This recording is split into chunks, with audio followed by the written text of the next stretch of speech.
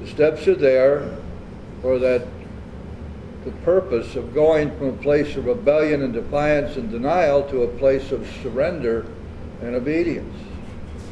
And along the way we are searching for, and we will eventually find, the power greater than ourselves. Most of us refer to that power as God. So in the process of seeking God, the alcohol compulsion and obsession is lifted from us. And when you read that or hear it being read at every meeting, understand what it's saying. It's a great promise. Most people don't seem to understand what it's saying. Seek God, and the alcohol obsession compulsion will be lifted. And we seek God by working the steps. There's so much in these first 3 pages of chapter 5 that we spend a lot of time on them, and I'm hoping that when you're working with your sponsees, you will likewise do that for them. Let's make sure that we're on the same page here. We have now reached in the big book the beginnings of the 3rd step. Therefore, your sponsees have come through the first 2 steps. Let's reduce those 2 steps to the simplest possible common denominator. Turn to page 30. We're going to remove all the mythology. We're going to get it down to basics now. What is it that we're talking about when we talk about the 3rd step? Second full paragraph on page 30. We learned that we had to fully concede to our innermost selves that we were alcoholic. This is the first step to recovery. The delusion that we are like other people, or presently may be, has to be smashed. Where is unmanageable life? It's not there. We're going to find unmanageability of our lives in the 3rd step. As a matter of fact, we're going to concentrate on seeing just exactly how badly we have tried to manage our own lives and how it did not work as we study the 3rd step. Notice the key there is that the delusion that we are like other people or presently may be has to be smashed, which means that you and your sponsee must accept as a fact, without reservation, that you cannot safely take alcohol in any form again for the rest of your life. The plug is in the jug. And remember, when you're working with new people, if that understanding and acceptance of that understanding is not there, they are not going to make it. The steps will not work. Because anyone who works these steps with the reservation that they can drink or drug again safely somewhere down the road is working the steps with a reservation, and there can never be a complete surrender. It's also errant dishonesty, because in our heart of hearts we know the truth. We've already experienced it enough times that we know that every time we drink or every time we drug, we're off and again. So the delusion, which is what it is, that we may be like other people, that is, normal people, who do not have our disease, at some time in the future. And that delusion has been with us all this time. It's a big part of our denial. It has to be smashed. Please remember that the first step comes to us as a gift. It is not something that you can force on your sponsees, nor is it something that can be forced on you, nor can you force it on yourself. It either comes or it does not come. And that first step comes because we've done at least 4 things. We have read the big book in its entirety. Because to do that means that we have found a way to break down our denial, and we have found hope. We've been going to meetings. We've been talking to people with solid recovery. Most important of all, we've been praying. And if you got a sponsee who doesn't pray, doesn't want to pray, doesn't believe, tell them do it anyway. Pray to whom it may concern, or God if you're there, but pray. Write out a prayer for them. I'll tell you what, God doesn't care. He's just waiting. We open the door just a tiny little bit and God comes flooding in. Just as Bill wrote, that he learned he had to pray just as if there were a God. Then the miracles came. And then he came to believe. And then faith came. And so we do the same thing with our sponsees. Realizing that you and I as sponsors don't have the power to get anybody sober. All the power is in the steps and with God. And our job is to teach and to encourage and to guide people through the steps. The power is there, and it's there for everybody. And those who work the steps with a good heart never fail. Those who do not always fail. So we go on that premise and we'll never be wrong. Turn to page 53.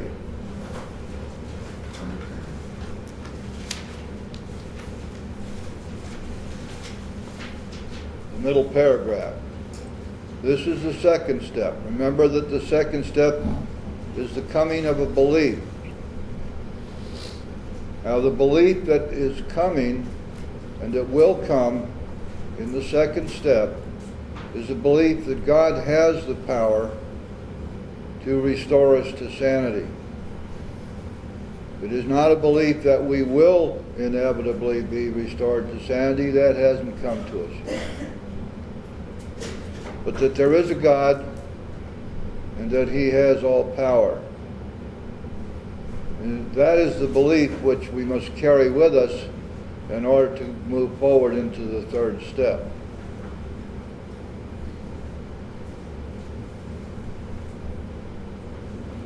That paragraph on page 53. What has happened to us is that we've reached this place, and now we have become alcoholics. We've been crushed by a self-imposed crisis we could not postpone or evade. Now let's stop right there, because this is a forewarning of what's coming in the third step. Notice the word self-imposed. Nobody did this to us. Right here we start the teaching process, which is going to allow us to take responsibility for what has happened to us in our lives. Self-imposed crisis. And when we get over into the third step in a little while, we're going to see how that's expanded. The self-imposed crisis we could not postpone. It's on top of us now. This is a definition of a bottom. The self-imposed crisis we could not postpone or evade. We'd reached the end of the line. There's no place for us to wiggle. At that point, we had to fearlessly face the proposition that either God is everything or else He is nothing. God either is or He isn't. What was our choice to be?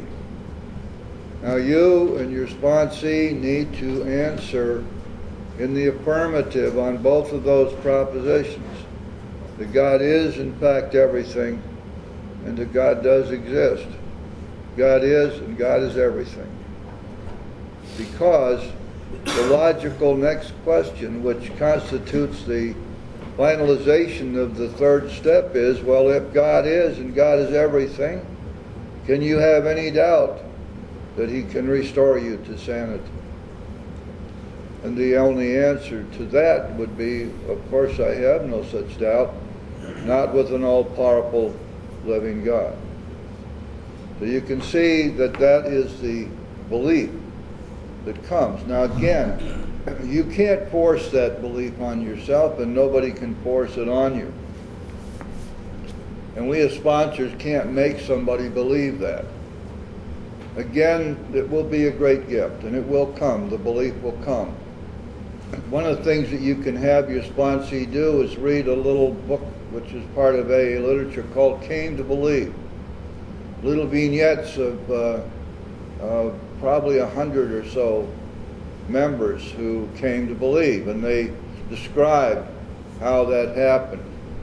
In every instance, you will find as you read their description or as you read between the lines that this coming to believe was not something which was rationalized, not something which was intellectualized, not something that was beaten into them, but it just happened. The belief came because it is a gift.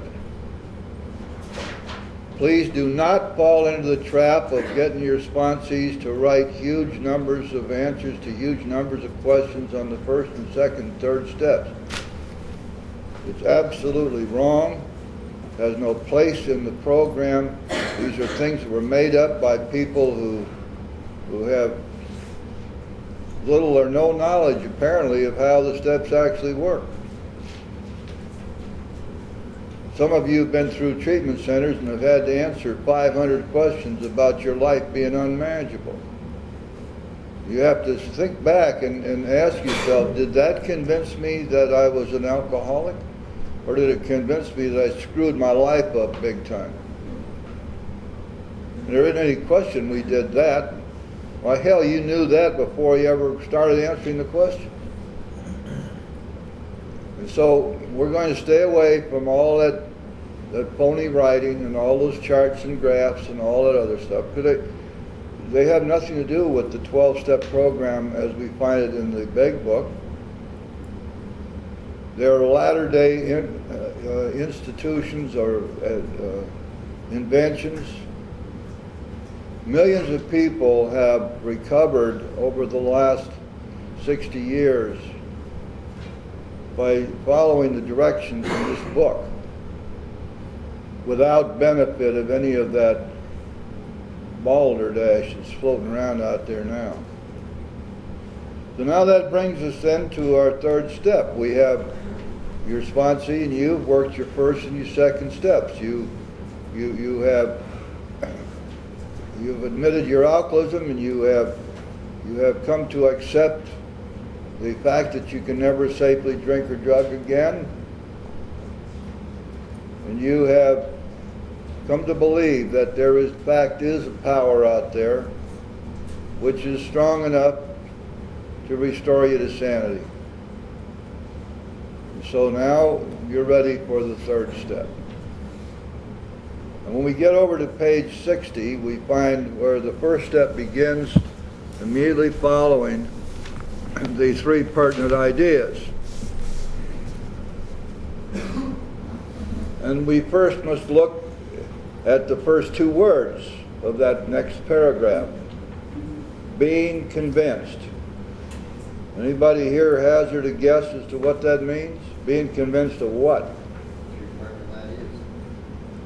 That's a good start. We're alcoholic, can't manage your own lives, no human power is going to relieve us of our alcoholism, but God can and will if we seek Him. Being convinced that those things are true. Is that all? How it works. Go right back to, exactly, Danny, go right back to the first, back to page 58. Start looking down that page, and you'll see. Let me give you a few examples. Right at the top of page 58, it tells us that we're not going to recover until we're willing to accept this program wholeheartedly, completely give ourselves to this simple program. The next thought that we have is still in that same paragraph. We're not going to recover unless we are able and willing to be honest with ourselves. And that's a bottom line requirement for recovery, self-honesty. And many people don't make it in here because they haven't the courage to look at themselves honestly and be and be forthright about what they find. And without that, they don't recover. That I'm convinced, for example, that I want what all of you have. And yes, indeed, I am willing to go to any lengths to get it. I've seen how you live. I've seen the power of God working in and through your life. I've seen all I need to see to know that what you have is what I want. And you tell me that you got this because you work certain steps. And when I see that, then I say to myself, I'd better do that too. We find another reference to this exact same thing. If you'll take a look on page 96, please. You're going to find that the big book is entirely consistent all the way through. And many things are not grouped together as they would be in a textbook. We like to refer to the big book as our textbook, and in some ways, I suppose it's somewhat like a textbook. It's the only textbook we have. You can take all the other literature and junk it. Some of that stuff has some value. Language of the Heart's a very valuable book. But when it comes to recovery and working the steps, this is the only book in the world that has the steps in it and the directions for working them. On page 96, a newcomer. You were working with the newcomer. You gave the newcomer a book, or they bought one, you made sure they had a book. And you told them, read the book. And they read the book, the whole book. Now you're meeting with them again. Suppose you're now making your second visit to a man, he's read this volume and says he is prepared to go through with the 12 steps of the program of recovery. That's exactly the same thought as we find back in chapter 5. He decided he wants what you have and is willing to go to any lengths to get it. He's willing to work the 12 steps of the program of recovery. What else have we become convinced of? Well, for example, that the results will be nil, nothing, nada, zilch, till we let go absolutely. What else? That half measures will avail us nothing. We get no half recovery. There is no such thing. And many of you are aware of half measures groups which spend most of their time out and back, playing grab panty with each other, as if they were going to a meeting. And there's plenty of that going on. Half measures avail them nothing. It will avail us nothing. That there is a God, the one who has all power. Are you convinced that you need to find him now? You see, all of these things which we hear at every meeting, each one is a categorical imperative, which means an absolute, which means a must in capital letters. Now in the big book, the word must means or else. And the or else is die. There is no namby-pamby use of the word must. It is always used in the same context, or else. And this is because you and I, and anybody we sponsor, is under a sentence of death. And we've been handed the tools necessary for us to achieve a lifetime reprieve from a disease which will otherwise kill us and is incurable. And the amazing thing is that if you were to take all the people in any one AA room, you go to a meeting, you look around, and you ask yourself, if these people were all herded together into a doctor's office, and the doctor said to them, I have news for you, some of it's bad and some of it's very good. The bad news is that each and every one of you has a disease which is invariably fatal. You will die from it, and it is incurable. We have no cure for it, and it is progressing as we speak. And you can imagine the faces falling, and the terror, and the crying, and the moaning, and the questions, but doctor, can't you do anything to help us? And the doctor's saying, well, that's the good news. You see, there is no cure. But we have here in this book a way for you to place that disease in full remission for the rest of your life. And then imagine that 2/3 of the people in the doctor's office said, well, thank you very much for that, doctor. Sounds kind of good, but I think I'll try to cure this one myself. Because all my bright-eyed friends are telling me that this isn't necessary. They're just saying to me, don't drink and go to meetings. No matter what you do, don't drink. But the doctor just said, the reason you're going to die is because you can't not drink. You're powerless to stop drinking. Now, how can you have it both ways? The doctor has just told everybody in that room, your willpower will avail you absolutely nothing, because you cannot stop drinking on your own. That's what it means to be powerless. But here is the solution, he says. And I can promise you this too, he says, that I've never seen it fail. It always works for those who are willing to use the solution. And the nicest thing about all this is I'm not going to charge you a dime. You get it for free. You don't have to go near a hospital. You call up your psychiatrist and tell them thank you very much. I'll see you later. You go home and grab all your pills and dump them down the toilet. Because this is what will work. The doctor may say, look, you may have a few symptoms that you need to mask for a while because you can't live with them as they are. But I promise you that sooner or later, the remedy which you find in this book will lead you to a place of spiritual awakening. And when the spiritual malady is overcome, then you will straighten out mentally and physically. You can count on it.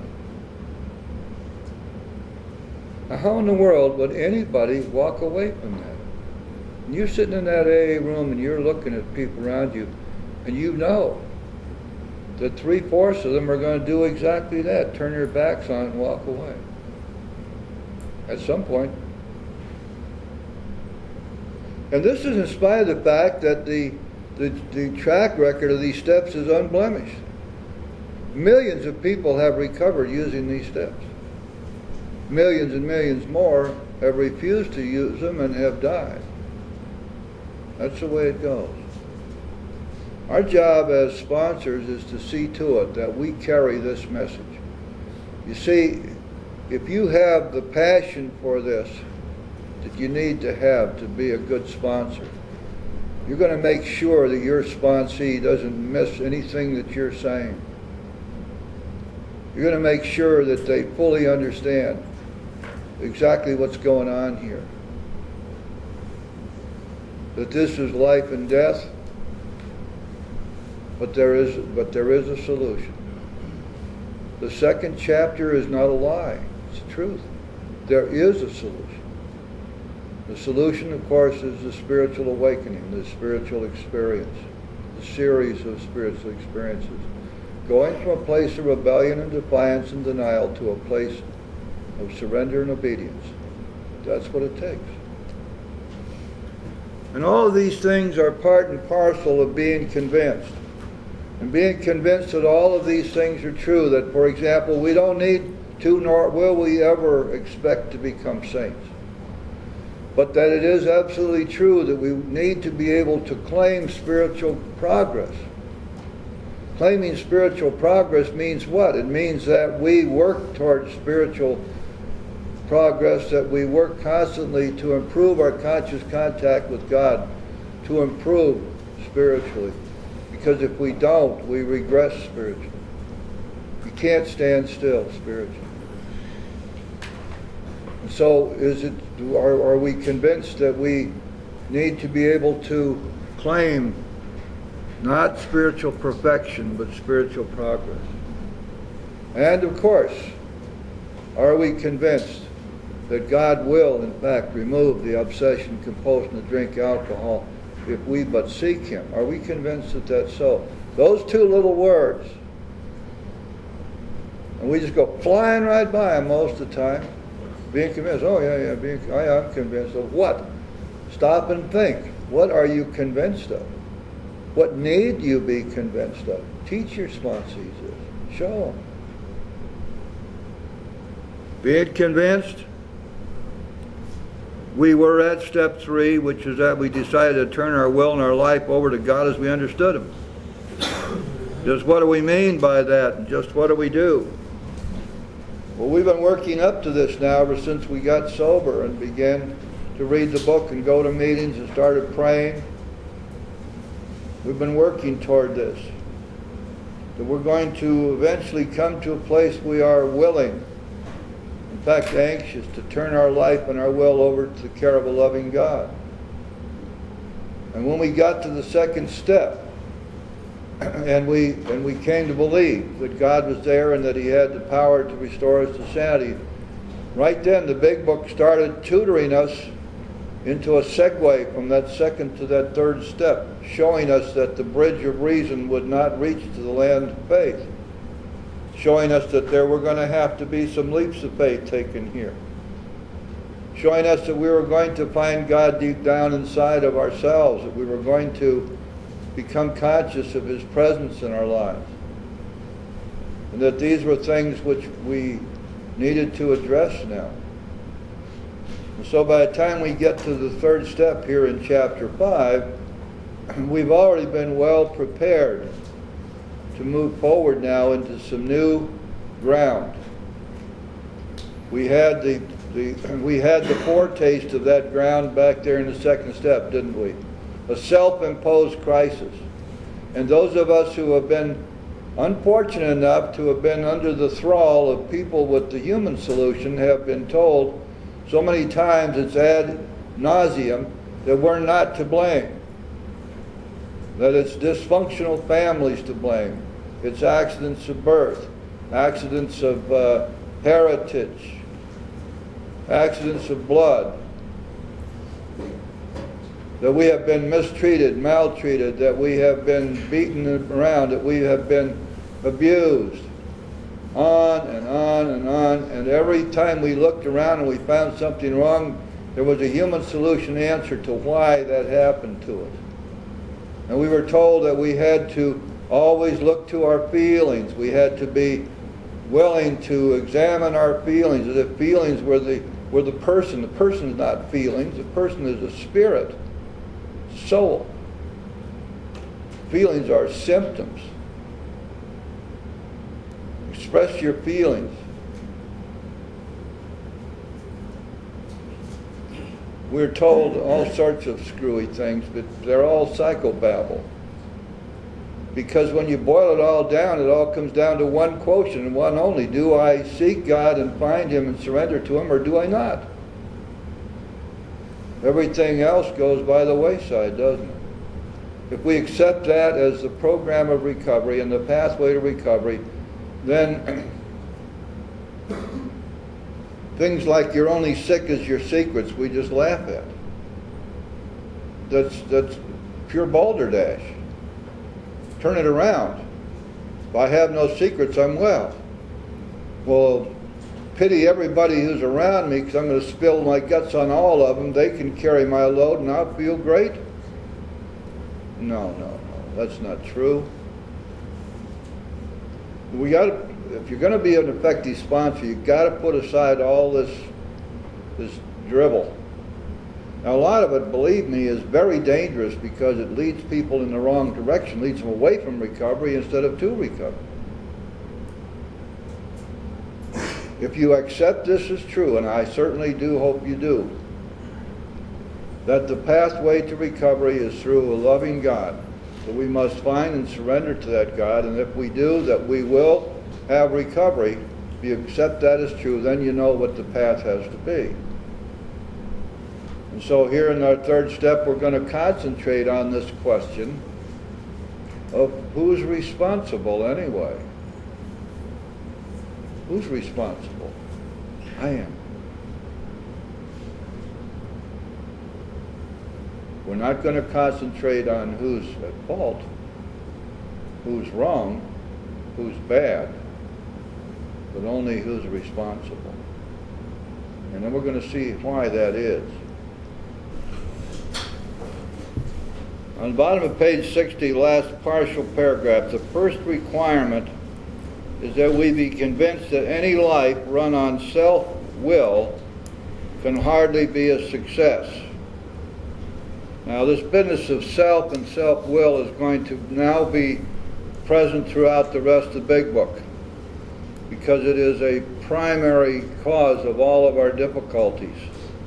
Turn the page over to 62, and you will see there two paragraphs, which we'll get to after a while, which deal entirely with this question of self, self-will, selfishness, self-centeredness, self-pity, self-delusion. So when you're working with your sponsees, keep in mind that one of the primary things you're going to help them do is to get rid of self, to get out of self and to get into God's will, to get into a state of surrender and to stay there as much as possible. And you're going to be teaching them the tools they need to have in order to do that. But a life run on self-will can hardly be a success. Stated another way, a life run on self-will cannot be a success. It is bound to be a mess, or in words of the first step, unmanageable. On that basis, we are almost always in collision with something or somebody, even though our motives are good. And for the most part, you're going to find as you work with your sponsees or you work on yourself that most of us have lived with fairly good motives. And matter of fact, we often prided ourselves on the fact that our motives were good. We just got a little bit screwed up. But we really wanted to do right.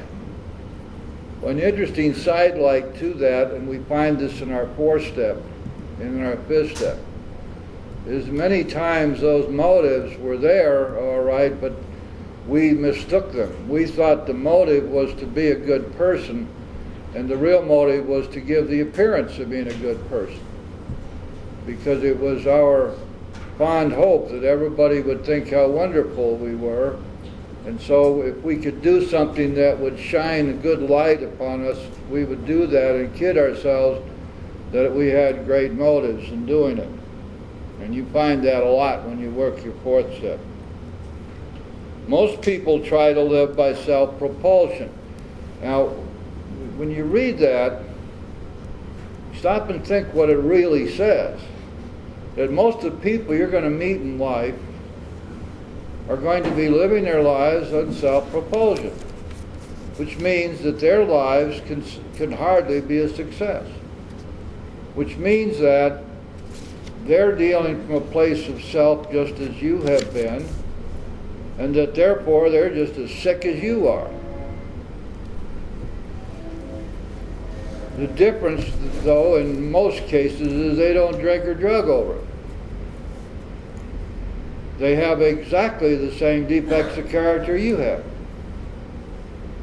Their lives are controlled and run by fear, and the fear drives them to try to control themselves, their lives, and the lives of everybody about them, because they're afraid to live any other way. We're going to find this later on in the book, that this is the basis upon which we proceed when we are seeking to forgive the wrongs that were done us, because we're going to recognize as we pray for the people who harmed us that they're sick too.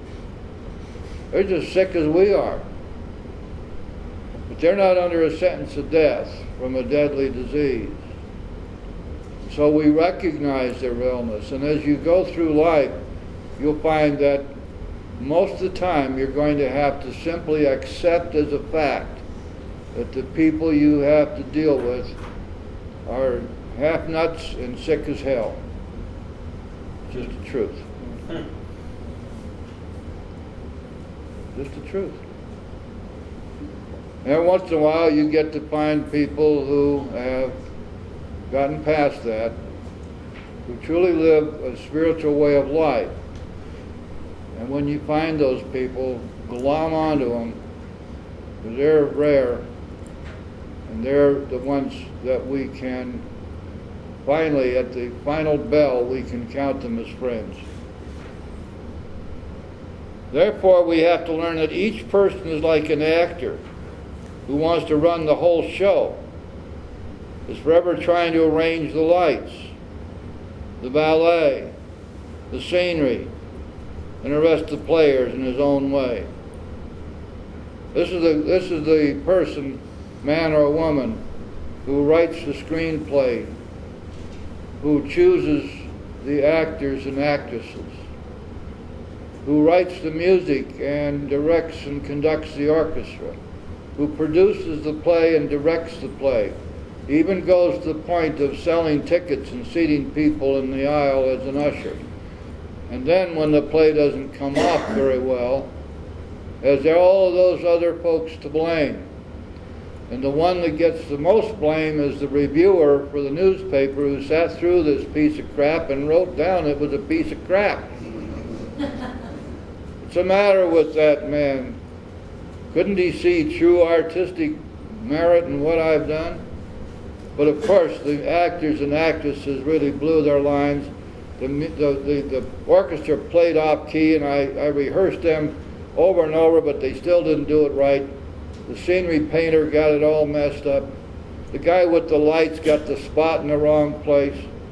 The theater wasn't clean. The tickets were mussy and didn't come out right. We can find a jillion reasons why that play of our life didn't come off. And it's not our fault.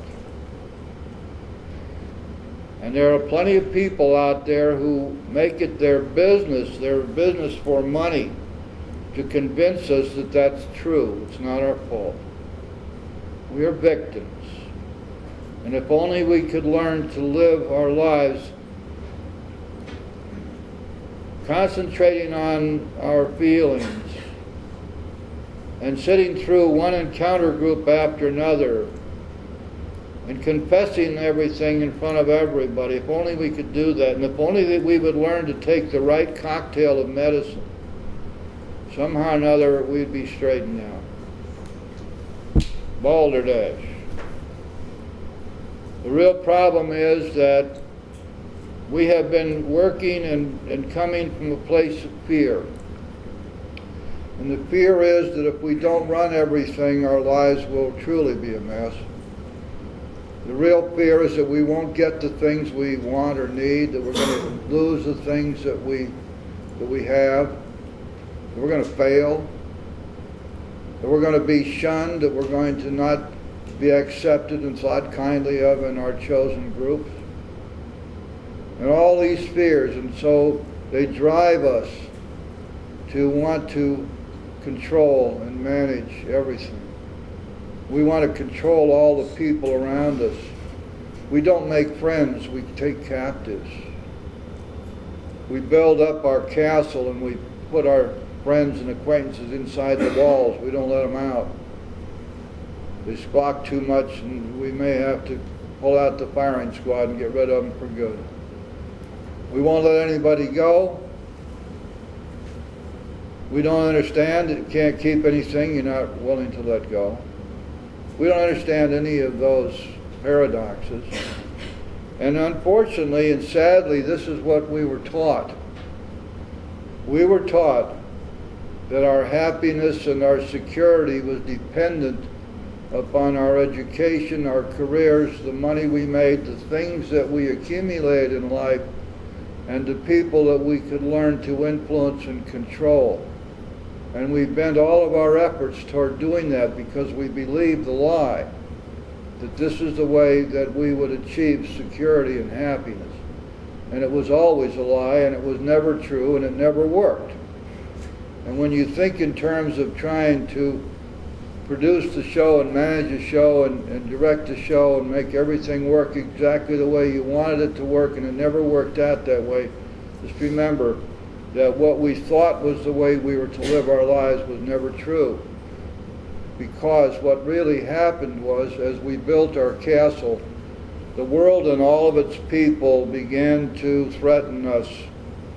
And those threats became overriding fears, and our fears warped and perverted our minds and our natural instincts. And we became very, very sick. And this process is going on out there with people all over. You're going to have to deal with them. We get to escape that. And the first order of business, therefore, is that we get out of self, and in doing that, to be freed from our fears. You see, if I'm not afraid, then I don't have to control. If I'm a manipulator and a controller, it's because I'm afraid.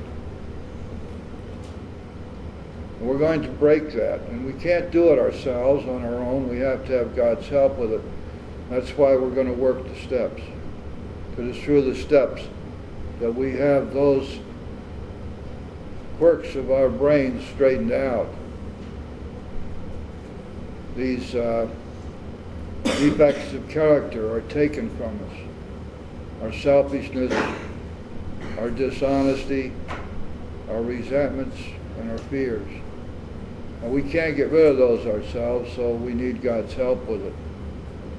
These two paragraphs detail this business of trying to run our lives to suit ourselves and how it doesn't work. Now, it's very important for us to understand this. In trying to play God here, to run everything, it doesn't work. The play never comes off very well. So, in the middle of page 61, what is his basic trouble? Is he not really a self-seeker, even when trying to be kind? Is he not a victim of the delusion that he can wrest satisfaction and happiness out of this world if he only manages well? How many thousands of books are there out there that talk about power this and power that and manage this and manage that, as if all these things were possible, and none of them are possible because we don't run this world. You say the Lord's Prayer and you say, "Thy will be done." You're not giving God permission. You're stating a fact. His will is going to be done whether we like it or not. See, our job here is to fit ourselves into His will, stop fighting it. And when we do that, everything changes. Is it not evident to all the rest of the players that these are the things he wants, and do not his actions make each of them wish to retaliate,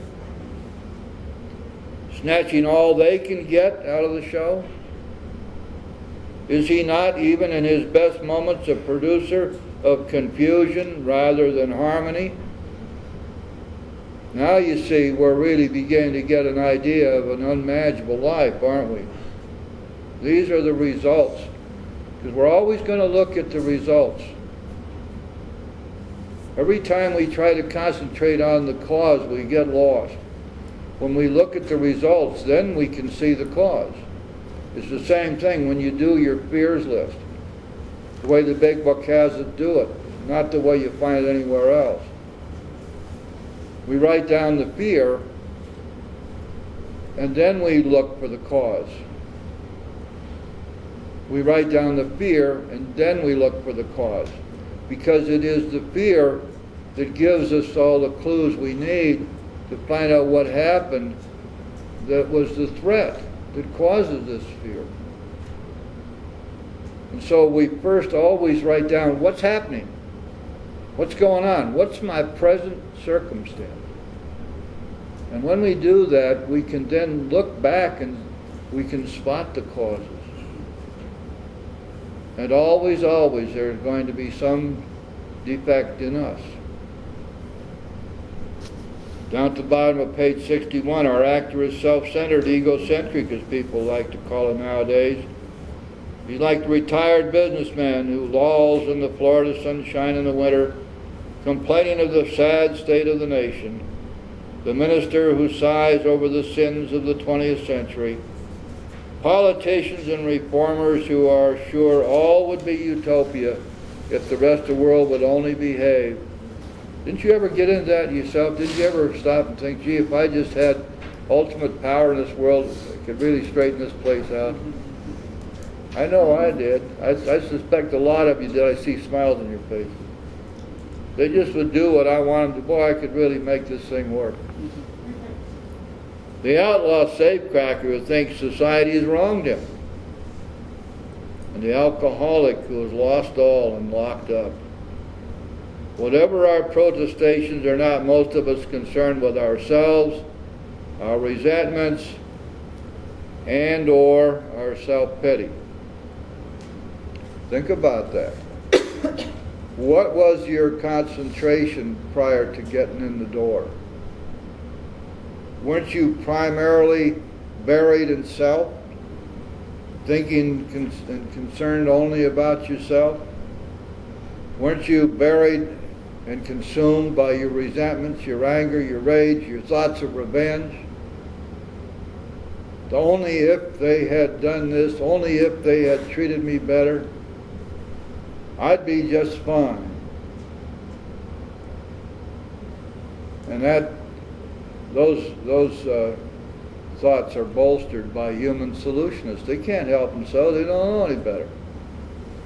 See, you can't have it both ways. Either I'm going to cure you, me, the human being, with all of my knowledge and all of my degrees. Either I'm going to cure you, or there may be something else out there, but I don't know about it. All I have to give you is from myself, what I've learned. Don't talk to me about God. Don't talk to me about spiritual awakening. You don't get a degree in that. And those damned AA sponsors, they do all of this work for nothing. They don't have any treatment centers. They don't have any private sessions. They don't have a time clock for 50 minutes. They don't send out any bills. They work and self-sacrifice for other people, expecting nothing in return. But this is the ironic part about it. Though they expect nothing in return, they gain the whole world. To get everything. To get everything that the person who charges for their time can't get.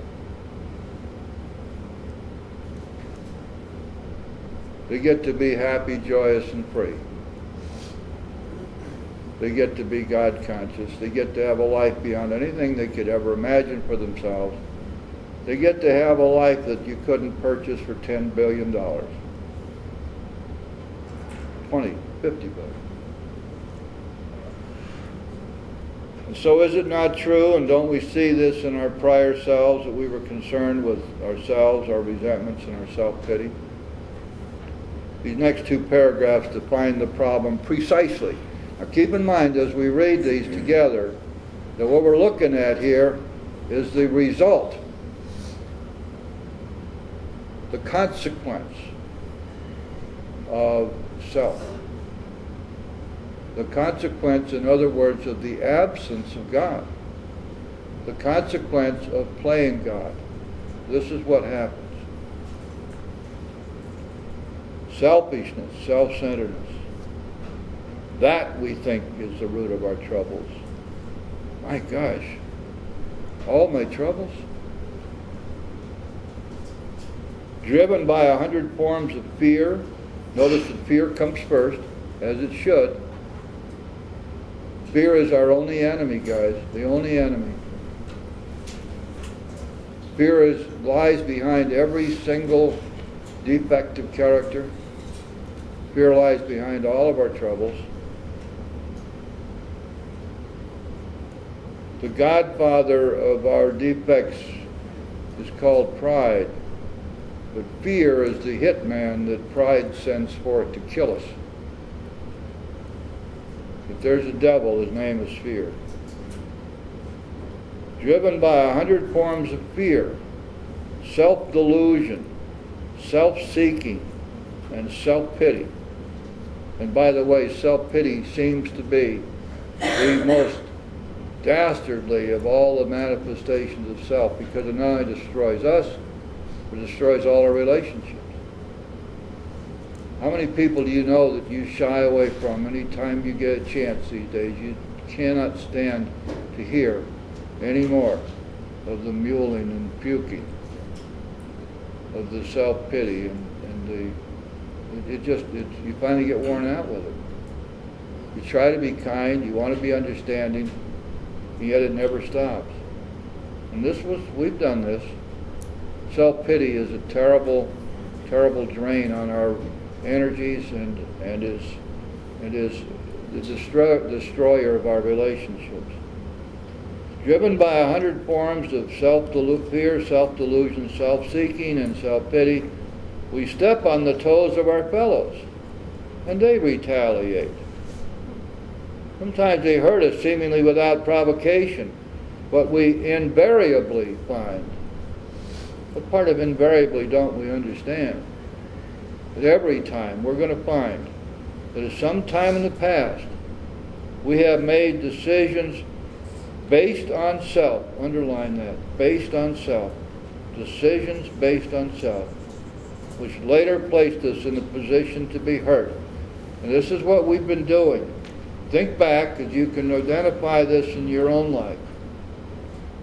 You know something's wrong. You know that it's immoral or illegal or unethical. You know it's wrong. But self says do it anyway. To hell with the consequences. Pardon? On self. Self says do it anyway. And we do. Decisions based on self. And then we feel guilty, and then it doesn't work. And we do this over and over and over and over again.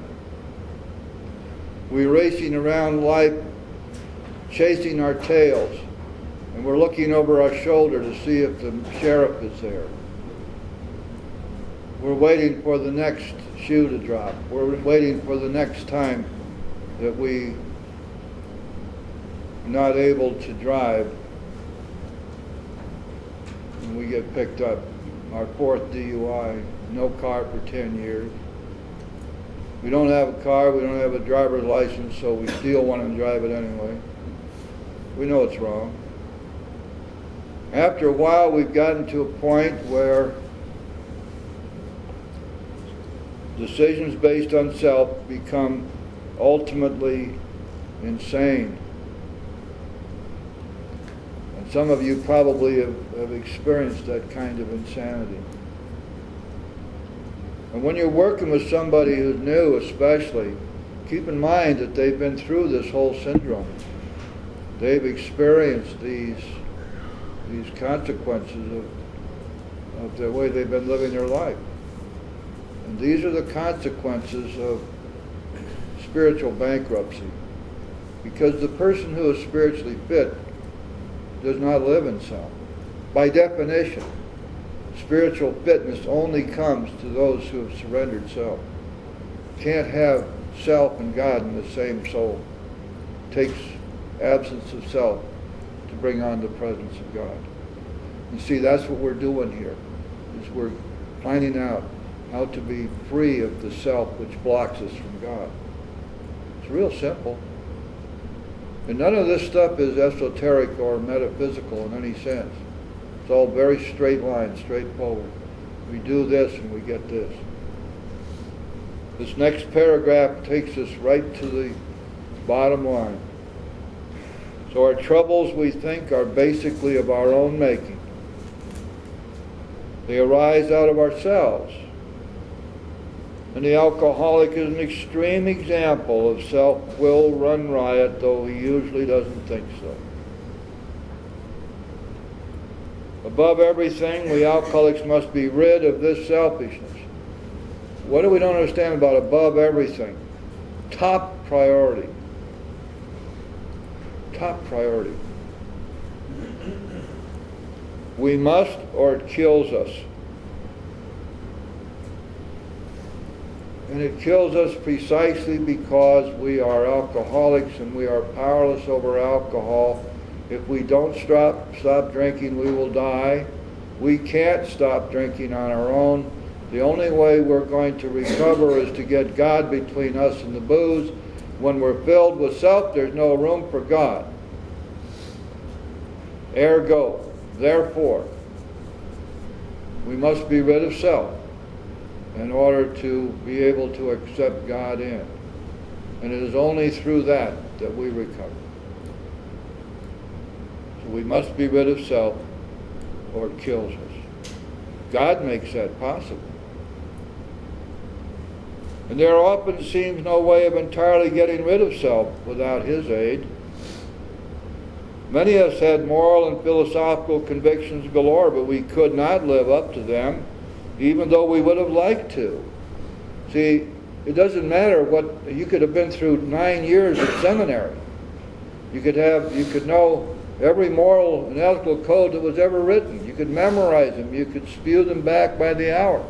But when you're still living in self, none of them can touch you. They are not part of you. You academically know them, but you cannot adopt them as a way of life.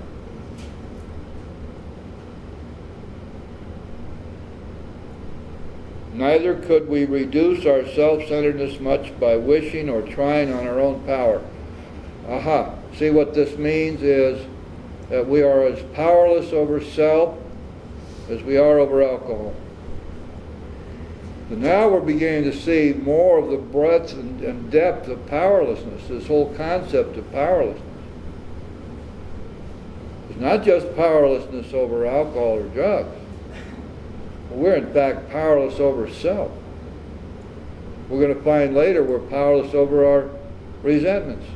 We're powerless over our fears. We're powerless over our dishonesties. We cannot get rid of any of these things ourselves. Therefore, we're going to have God's help with all of them. Look at the 4th, 5th, 6th, 7th steps. We're finding out about these things, we're identifying them, and we're admitting them in our 5th step, and then we take them to God, who is the only source of freedom from resentments and dishonesty and selfishness and fear, is a loving God. Because we can't do it ourselves. We are as powerless over these defects as we are over alcohol and drugs. We had to have God's help. Now then, we've got the true picture of what it means to have an unmanageable life. It does not mean we weren't trying to manage it. It does not mean that we put forth every effort to manage it. It does not mean that we desperately wanted to manage it. It means that we couldn't manage it. Therefore, our lives were unmanageable. We had no power to control and direct our lives ourselves any more than any other human being does. And every time we fall into the syndrome of believing that we can or must do this, we open ourselves up to further destruction. And we block God out further and further. So this brings us to the 3rd step. Most people think the 3rd step is on page 63, that the 3rd step is a prayer. It is not. That is the third step prayer. It is not the third step. We are now in a place to take the third step. Once having taken the third step, we will then use the third step prayer to implement the step, to express to God our willingness. Well, let's see how we arrive at the third step. This is the how and why of it. First of all, we had to quit playing God. Are we now convinced that that's exactly what we've been doing? That a life run on self-will is a life being lived by us, or attempted to be lived by us, playing God. It didn't work. It didn't work.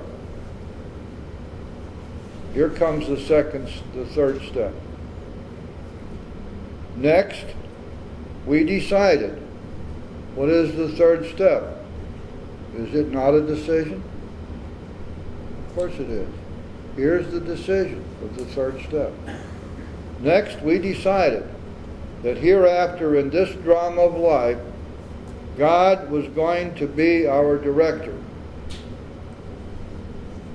Notice the change of tense here. We had God was, now He is. We've come full circle. I might let Him be. Now I'm saying, ah, yes, He is. He is the principal. We are His agents. He is the Father. We are His children. This is the decision of the third step. And many confuse it. It's being kind of a little aside here on a page before the third step. No, no, no. Think it through, and you realize the key word here is decide. The step is a decision. Here is a decision. Now then, we're going to need to implement that decision, aren't we? We have to get started somewhere in the implementation of this decision. Most good ideas are simple. Certainly this one is. And this concept was the keystone, the new and triumphant arch through which we pass to freedom. What is the significance of a keystone? That is the stone at the top of the arch upon which both sides of the arch depend. Remove the keystone and the arch collapses. You must have a keystone to have an arch. And this idea, this concept that God is the Father, we are the child, He's the principal, we are the agent, and He's in charge. Always has been, always will be.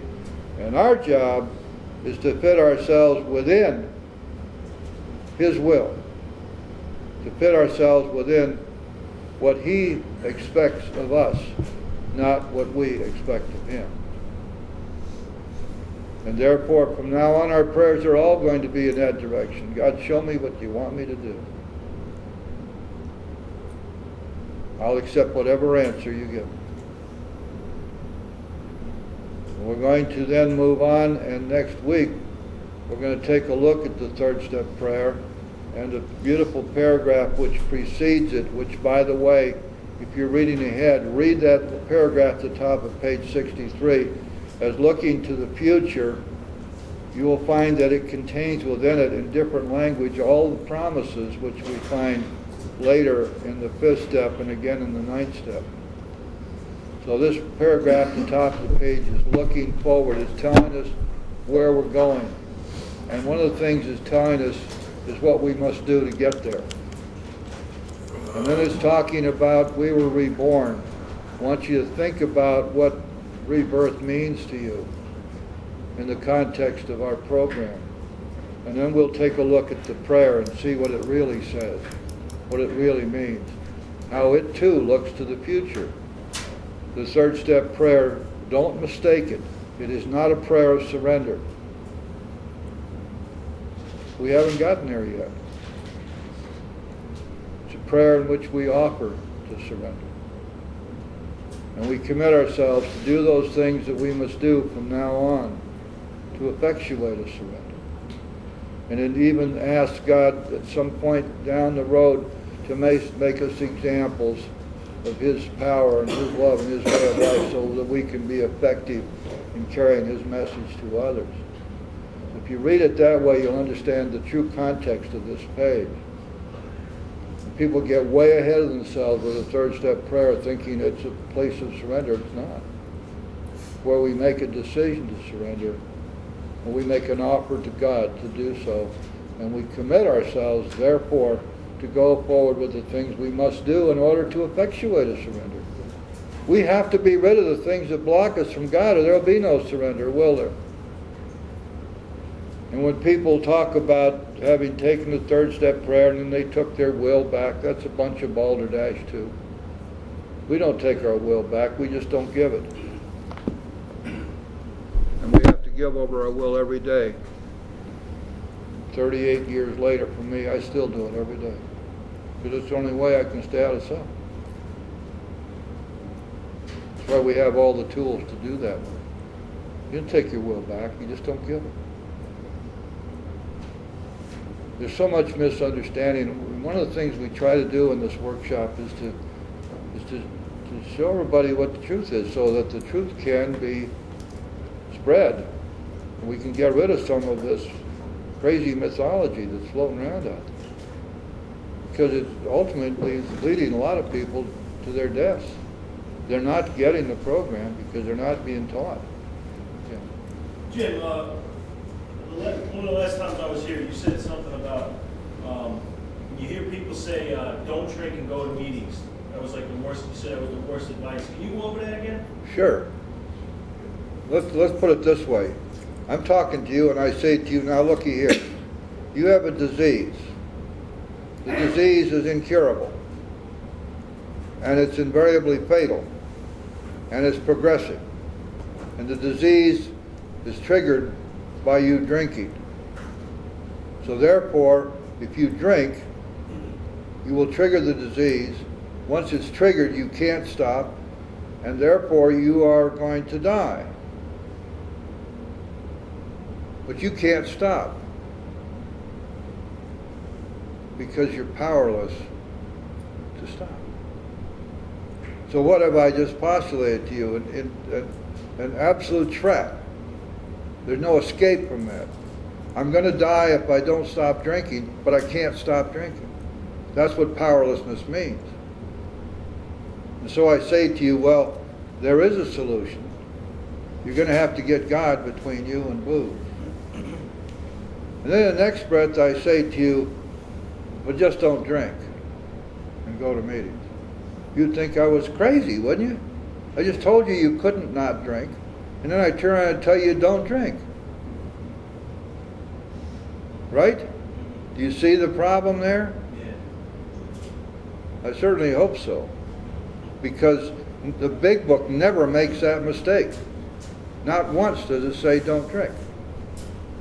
It says find God. And there's a very good reason for it. I can't say on the one hand you're powerless over alcohol, you're bound to drink regardless of what else you do, but just don't drink. It's kind of like don't breathe and make it through life. Yeah, that's right. If you breathe in all of this poison, you're going to die. And but just don't breathe. Of course, you can't keep yourself from breathing, but just don't breathe. You hear me? It's just it's total nonsense. Yes, Sue. Am I allowed to say something? Am I allowed to say something about what he was saying? Well, of course. Speak up so everybody can hear you. When people, unfortunately, a lot of people end up going back out drinking and they never make it back in because the most natural thing for an alcoholic to do is drink. So if they hear just don't drink, go to meetings, eventually, they stop going to meetings because they don't have a sponsor and a higher power and they don't have a big book or worth of steps. So whenever I hear somebody in a meeting saying, oh, just don't drink, go to meetings, things get better. Since I know differently, it's my responsibility to raise my hand and say, if you just don't drink and go to meetings, you're going to die.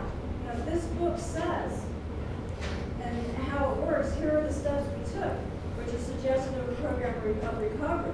You just don't drink and go to meetings, because eventually life will hit you smack in the face and you're gonna die.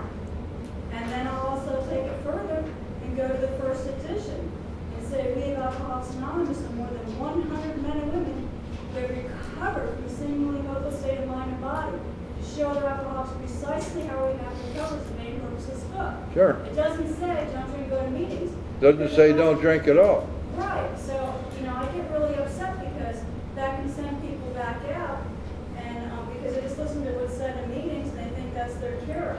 So, Well- once we know about the big book, it's our responsibility to raise our hand and read what's in there, because we might be saving somebody's life.